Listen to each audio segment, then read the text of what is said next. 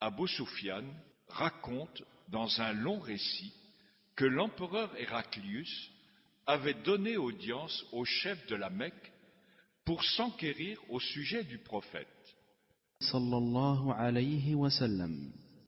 Il leur dit, entre autres, « Que vous recommande-t-il » Abu Sufyan, qui était alors incroyant, répondit, « Il nous dit, adorez le Dieu unique et ne lui associez rien dans votre culte.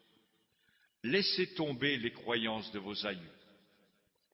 Il nous ordonne aussi d'accomplir la prière, d'être véridique, d'être chaste et de maintenir nos liens de parenté. » Rapporté par Bukhari et Muslim.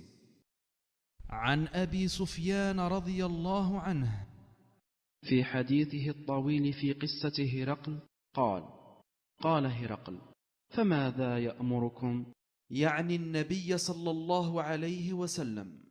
قال أبو سفيان قلت يقول اعبدوا الله وحده لا تشركوا به شيئا واتركوا ما يقول آباؤكم ويأمرنا بالصلاة والصدق والعفاف والصلة متفق عليه. Ibn Mas'ud rapporte que le prophète sallallahu alayhi wa sallam a dit « La véracité conduit au bien et le bien conduit au paradis. Aussi, l'homme ne cessera de s'attacher à la vérité jusqu'à ce qu'il soit inscrit auprès de Dieu de véridique. Le mensonge, par contre, conduit au mal, et le mal conduit en enfer. Et l'homme ne cessera de mentir jusqu'à ce qu'il soit inscrit auprès de Dieu de menteur. » Rapporté par Bukhari et Muslim. عن عبد الله بن مسعود رضي الله عنه عن النبي صلى الله عليه وسلم قال إن الصدق يهدي إلى البر وإن البر يهدي إلى الجنة وإن الرجل لا يصدق حتى يكتب عند الله صديقا وإن الكذب يهدي إلى الفجور وإن الفجور يهدي إلى النار وإن الرجل لا يكذب حتى يكتب عند الله كذابا متفق عليه. Al-Hassan ibn Ali, qui n'avait que 5 ans à peine à la mort du prophète, sallallahu alayhi wa sallam, dit avoir appris de lui cette parole. Abstiens-toi de ce qui est douteux pour ce qui ne l'est pas. La vérité engendre la quiétude et le mensonge engendre le doute. Rapporté par Tirmidhi. عن الحسن بن علي رضي الله عنه قال حفظت من رسول الله صلى الله عليه وسلم دع ما يريبك إلى ما لا يريبك فإن الصدق طمأنينة وإن الكذب ريبة رواه الترمذي. Sahl ibn Hunayf rapporte que le prophète sallallahu alayhi wa sallam a dit « Celui qui prie Dieu avec sincérité de le faire succomber en martyr, Dieu lui fera atteindre le rang des martyrs, même s'il meurt sur son lit. » Rapporté par Muslim. عن سهل بن حنيف رضي الله عنه أن النبي صلى الله عليه وسلم قال من سأل الله تعالى الشهادة بصدق بلغه الله منازل الشهداء وإن مات على فراشه. رواه مسلم. Hakim ibn Hizam rapporte que le prophète sallallahu alayhi wa sallam a dit « Chacune des deux parties contractantes a le droit de revenir sur son engagement tant qu'ils ne se séparent pas. S'ils disent la vérité et montrent les défauts de leurs marchandises, Dieu bénira leur vente Mais si par contre ils cachent les défauts et se mentent réciproquement, alors Dieu anéantira le bénéfice de leur vente. Rapporté par Bukhari et Muslim. عن حكيم بن حزام رضي الله عنه عن النبي صلى الله عليه وسلم قال: البيعان بالخيار ما لم يتفرقا، أو قال: حتى يتفرقا، فإن صدقا وبينا بورك لهما في بيعهما، وإن كتما وكذبا محقت بركة بيعهما. متفق عليه. Abdullah ibn Amir raconte qu'un jour qu'il était enfant et qu'il s'apprêtait à sortir pour aller jouer dans la rue, sa mère l'appela en disant: Abdullah, viens que je te donne quelque chose.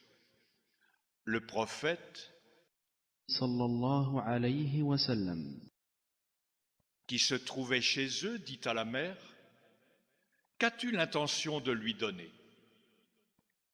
Elle dit: des dattes. Le prophète, sallallahu alayhi wa sallam, lui dit: sache que si tu n'avais pas l'intention de lui donner quoi que ce soit, alors ça aurait été écrit contre toi comme une menterie. Rapporté par Bukhari et Muslim. عن عبد الله بن عامر رضي الله عنه أنه قال: أتانا رسول الله صلى الله عليه وسلم في بيتنا وأنا صبي. قال: فذهبت أخرج لألعب، فقالت أمي: يا عبد الله، تعال أعطك. فقال لها رسول الله صلى الله عليه وسلم: وما أردت أن تعطيه؟ قالت: أعطيه تمرا. فقال رسول الله صلى الله عليه وسلم: أما إنك لو لم تفعلي كتبت عليك كذبة. رواه أبو داود. Abu Umama rapporte que le prophète sallallahu alayhi wa sallam a dit: je suis le garant d'une demeure au bas du paradis pour celui qui évite la dispute même lorsqu'il a raison, d'une demeure au milieu du paradis pour celui qui abandonne le mensonge même en plaisantant, et d'une demeure au sommet du paradis pour celui qui jouit d'un bon caractère. Rapporté par Abu Daoud. عن أبي أمامة رضي الله عنه قال: قال رسول الله صلى الله عليه وسلم: أنا زعيم ببيت في ربض الجنة لمن ترك المراء وإن كان محقا، وببيت في وسط الجنة لمن ترك الكذب وإن كان مازحا، وببيت في أعلى الجنة لمن حسن خلقه. رواه أبو داود.